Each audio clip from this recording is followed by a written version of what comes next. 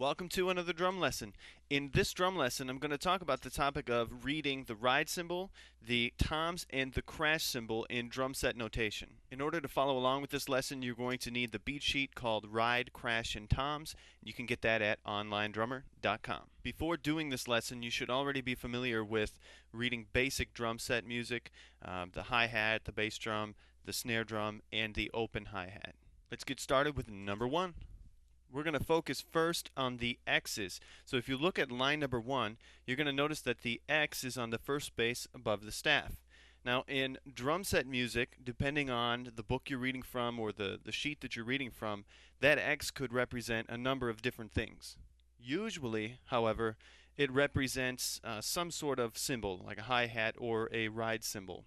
If there isn't a notation key that tells you what each note head or each cymbal means, then you have to make a guess. In this case, that X represents the hi-hat. Take a look at the third measure and the fourth measure. The third and fourth measure also have an X, but the X is a little bit higher. It's on the line above it, and you'll actually see that line through the X. Well, that cymbal in this music represents the ride. So you'll be playing the ride cymbal. In the first two measures, your right hand is on the hi-hat.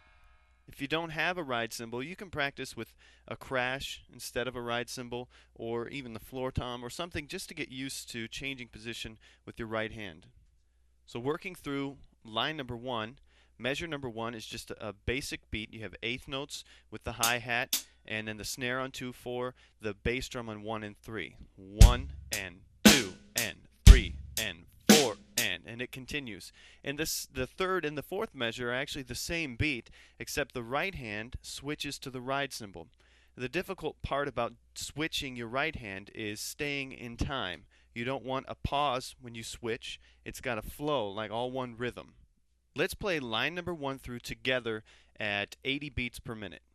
1 and 2 and 3 and 4 and 1 and 2 and 3 and 4 and 1 and 2 and 3 and 4 and 1 and 2 and 3 and 4 and 1 and 2 and 3 and 4 and 1 and 2 and 3 and 4 and 1 and 2 and 3 and 4 and 1 and 2 and 3 and 4 and 1 and 2 and 3 and 4 and 1. Line number two introduces a new notation or a new note head, and it's right on the first count of measure one. You'll see that it's sort of like an X, but it's a little darker, and it's up another space. In this drum set music, that X, or that bolder X, represents a crash cymbal. In other music, in other books or other sheets, that bolder X may represent a crash cymbal, but it also could represent something else. In drum set music, the notation isn't necessarily standard. There's usually a notation key that you're going to have to look at. Let's go slowly through line number two together. On count one of measure one, you're going to see the crash cymbal and the bass drum. 1. And then you're going to play that same beat that we just played in line number one, except we have the crash cymbal on 1. So the first measure is going to sound like this. 1 and 2 and 3 and 4 and. Measure 2 is pretty much the same thing with the crash on 1 and that same beat, except now we're switching to the ride cymbal with the right hand. So you go from 1 over to the ride, and 2 and 3 and 4 and. Measure 3 switches back to the same thing that you played in measure 1. So you have the crash on 1 and then your hi-hat with the beat. And then measure 4 switches back to the same thing you played on measure 2. So you have your crash on 1 and then the ride cymbal with the beat. Before we play number 2, a question that often arises is, what hand should you play the crash cymbal with? If it's not indicated in the music with an R or an L or a right or a left, then you can use whichever hand you want. On line 2, I chose to use my right stick for the crash cymbal, and partially because on count 1, you'll see that there's a crash cymbal, but there's no hi-hat. So I can move my right hand to the crash, and I don't have to hit anything else with my left here. It's just easy to do. 1 and 2 and 3 and 4 and. It's just right there. If I had to move my left stick, I'd be crossing over and getting myself all tangled up here. So in this case, I chose my sticking to make it as easy as possible on myself to play the rhythms without losing time. However, sometimes you choose which hand to hit the cymbals with, not based on what's easiest, but what's going to look the geekiest. For example, from measure 2 to measure 3, I could use my right stick like I did. 1 and 2 and 3 and 4 and 1 and 2 and 3 and 4 and. Or, to make it look cooler, coming back into the hi-hat, I could easily use my left stick for that crash on 1, and it'll get both my arms moving a little bit, and it'll look a little flashier. I'll show you what I mean. I'm going to play measure 2 into measure 3, but this time instead of using my right stick for the crash in measure 3, I'm going to use my left stick. 1 and 2 and 3 and 4 and 1 and 2 and 3 and 4 and. There are two last things that I want to stress with hitting that crash cymbal.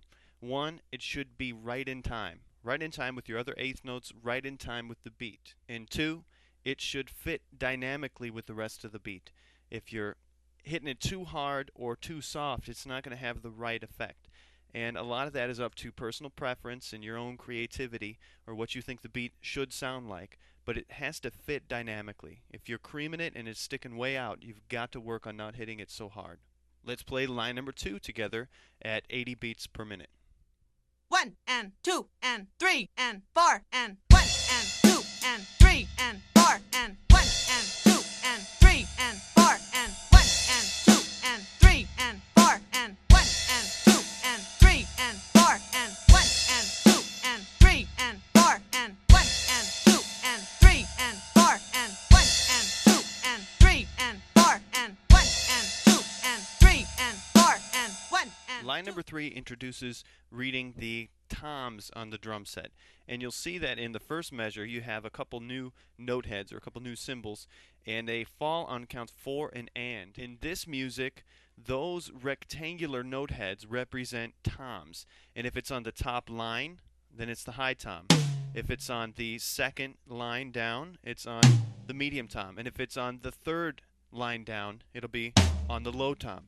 And if it were on the fourth line down, then it would be a fourth tom, and so on. And again, in other books or other music, the toms may not be represented with the rectangular note head. It may be something else, and you'll have to look at the notation key of the music that you're reading. So here we go. Line number 3, measure number 1. We know that there's a high tom on count 4 and on count and. So the first part of the first measure is just the regular beat that we've been playing. 1 and 2 and 3 and. And it changes up on the 4 and. On counts 4 and the and of 4, we've got to hit that high tom and the hi-hat at the same time. And it's a little tricky because you can get yourself tangled up here. If you want to hit it with the left stick and your right stick hitting the hi-hat, you've got to be careful that you're not too high here and hitting your arm instead of the hi-hat. Since it's not indicated as right or left stick, you could choose to hit the tom with your right stick, but then you'd also have to hit the hi-hat, which means your hi-hat would have to be played with the left stick and the tom with your right. So 4 and. I don't recommend playing it that way. I recommend playing it with the left stick because that's more usual to see. I'm going to play through measure number 1 of line number 3 slowly. 1 and 2 and 3 and 4 and. Now if you look at the adjustment I made, I moved this stick up a little bit and hit the hi-hat kind of at a down angle, while this one moved over to hit the high tom. And I'm using a lot of wrist to do that. If I were using my whole arm, I wouldn't be able to do it. I'd really have to lift up or cross my sticks over this way, which you wouldn't do. Measure number 2 also has a tom on counts 4 and, except it's on the low tom. It's not as difficult to hit the low tom because it's not as high as the hi-hat. So basically you're just taking your left stick, and on 4 and, you're moving it over to here. 4 and. I'm going to play measure number 2 slowly. 1 and 2 and 3 and 4 and. Measures number 3 and 4 just repeat 1 and 2. So it's just a 2-measure repeating beat. Let's play line number 3 together at 80 beats per minute. 1 and 2 and 3 and 4 and 1 and 2 and 3 and 4 and 1 and 2 and 3 and 4 and 1 and 2 and 3 and 4 and 1 and 2 and 3 and 4 and 1 and 2 and 3 and 4 and 1 and 2 and 3 and 4 and 1 and 2 and 3 and 4 and 1 and 2 and 3 and 4 and 1. Line number 4 4, measure number 1 is almost the same beat as measure number 1 in line number 3, except the bass drum is being played on counts 1, 2, 3, and 4. Measure 4 sounds like this. I'll play it slowly. 1 and 2 and 3 and 4 and. Measure number 2 starts out with the crash in the bass drum, 1, and then the right stick goes to the ride cymbal for the rest of the measure. 1 and 2 and 3 and 4 and. Take a look at that 4 and. 4 is on the ride, the snare, and the bass. 4. And then the and is just the ride and the low tom. And. So you're going to move your stick from the snare over to the floor tom. 4 and. Measure number 3, if you look at the X, it's back to the hi-hat. So right from the and of 4, measure 2, with the ride and the floor tom, and you're going to come back over here without losing time. There shouldn't be a break, and hit the hi-hat and the bass drum on 1, 1. And then your beat continues. 1 and 2 and 3 and 4 and. Same thing you just played. And then measure number 4 is the same thing as measure number 2. Let's try line number 4 together at 80 beats per minute. 1 and 2 and 3 and 4 and 1 and 2 and 3 and 4 and 1 and 2 and 3 and 4 and 1 and 2 and 3 and 4 and 1 and 2 and 3 and 4 and 1 and 2 and 3 and 4 and 1 and 2 and 3 and 4 and 1 and 2 and 3 and 4 and 1 and 2 and 3 and 4 and 1 and 2. On to line number 5. Line number 5, measure 1, starts out with that same beat or the same feel, 1 and 2 and 3 and. But instead of hitting your 4 and on just the high tom like in number 4, you're going to hit your 4 and on the snare and the low tom. 4 and. You have another decision to make as to how to stick it, and the easiest thing to do would be to keep the left stick on the snare and just move your right over to the floor tom. And you can do that in this situation because there's no X, there's no hi-hat on counts 4 and. It's just 1 and 2 and 3 and 4 and. So measure number 1 of line 5 is going to sound like this. 1 and 2 and 3 and 4 and. And then measure number 2 is very similar. 1 and 2 and 3. Now you're going to have an and 4. And I'm going to use my right stick on the tom again and my left stick on the snare. And 4. And that bass drum's got to be on count 4. So all throughout line number 5, your bass drum is keeping a steady beat. I'm going to play measure number 2 one more time. 1 and 2 and 3 and 4. Measure number 3 starts us out with a crash on count 1, 1. And notice that the X is up a line there, so we're going to move to the ride cymbal. 1 and 2 and 3 and 4 and. Measure 4, we have another crash on count 1, 1, and back to the hi-hat, and 2, and 3, and 4, and. Let's play line number 5 at 80 beats per minute. 1 and 2 and 3 and 4 and 1 and 2 and 3 and 4 and 1 and 2 and 3 and 4 and 1 and 2 and 3 and 4 and 1 and 2 and 3 and 4 and 1 and 2 and 3 and 4 and 1 and 2 and 3 and 4 and 1 and 2 and 3 and 4 and 1 and 2 and 3 and 4 and 1 and 2. Line number 6 starts out with that same beat, that same feel, 1 and 2 and, but on 3 and 4 and we have 4 low toms. And I recommend using an alternating sticking for that because there isn't any hi-hat on 3 and 4 and. It's 1 and 2 and 3 and 4 and. Let's skip ahead to measure number 4. Measure number 4, you're going to see eighth notes, and those eighth notes are on the high tom. And basically it's just like having your eighth notes with the hi-hat, except now your eighth notes are going to be on the high tom with your right stick. So that pattern is going to be played like this: 1 and 2 and 3 and 4 and. Let's play line number 6 together. 1 and 2 and 3 and 4 and 1 and 2 and 3 and 4 and 1 and 2 and 3 and 4 and 1 and 2 and 3 and 4 and 1 and 2 and 3 and 4 and 1 and 2 and 3 and 4 and 1 and 2 and 3 and 4 and 1 and